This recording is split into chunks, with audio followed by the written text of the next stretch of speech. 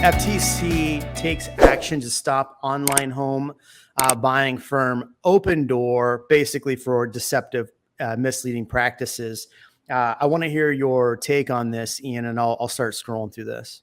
I mean, my first question is 62 million seems low. Yeah. Right? Like, think about how many people were impacted and how much Opendoor has brought in, and they were only fined 62 million. I don't know how many people really dig into like how much Opendoor is profiting versus, let's say, a traditional route for a realtor. Yeah. A lot of people love the convenience of it, but on the back end, their fees often end up being much higher than if they were to go a traditional route. So you're paying a lot for the convenience, Yeah. but it's not very apparent when you're looking at their website. So, or when you're talking to them, and in the option period, you know, you have a 30-day option period. Essentially, they can walk away anytime. Puts you in a really tough spot.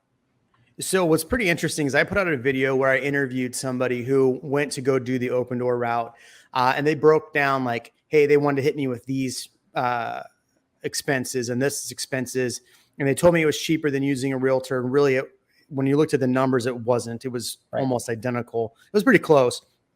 What's hysterical though, I put a lot of judgment in a lot of my videos, or I definitely have a bias and lean in certain ways in videos, but I tried to be as down the middle as possible as I could on that video. It is my least liked video out of any video I've done. And the comments are like, here we go, a realtor telling you blah, blah, blah. Well, here we go. Here we go, because all the things I said in that video pop up. Number one, they're saying Opendoor used projected market values when making. So this says, so I can highlight it so you can read it along with me here. Yeah. It says that Opendoor also violated the laws by misrepresenting that Opendoor used projected market value prices when making an offer to buy a home, and when in fact the prices included downward adjustments in the market. So that was one thing that we looked at. And when I talked to him, Opendoor made money from disclosed fees when in reality it made money by buying low and selling high. I mean, any investor, I mean, so this is something that we've said, like why people would go to Opendoor is just convenience. So if Opendoor, I think, had marketed that it was, look, we're convenience, we're going to give you a fair value for your home and it's going to be convenient for you, versus saying things, I think they probably wouldn't have had any fines. 62 million sounds low to me, but I mean, I don't know how much they made off people. So consumers likely would have paid the same amount in repair costs, whether they sold their home through Opendoor or traditional sales. So the guy I had on, Opendoor didn't even do an inspection. They came and did a visual walk through the outside and then tried to hit him with like, I think it was like $14,000 or $17,000 in repaiers. And it was like a fairly nice house. Yeah. And they'd never been in the house. How can you assess those repairs? So that's definitely something we talked about. Go ahead. I mean, I obviously don't work for them, but I've done probably 5 or 6 deals with Opendoor where they were either the seller or I was representing a buyer. And I think that they make assumptions based on the age of the house and the area. I think it's just like high level general assumptions. Hey, this house is 4 years old. It probably has this much. Let's go ahead and toss that number in there just to see what happens. And most people not reading the fine print are like, oh, well, I mean, this is our chance. We might as well accept it. We're already profiting X amount over anyway. So they just accept it. Right. Yep. The next one, consumers likely would have paid less in costs by selling to Opendoor than they paid a traditional fees. And this is where I think was the big one for me, is like when we did math, like apples to apples, the gentleman that we had on ended up like by selling the traditional route, I think he had made like another like 20 grand versus I have to go back and watch the video. It's been a while, but you know, my thoughts on this overall, I think Opendoor got off light. If the FTC did this investigation and found these things that they were actually misrepresenting things, I think they got off pretty light. I think it's interesting to me because even Opendoor said, oh, we didn't do anything wrong.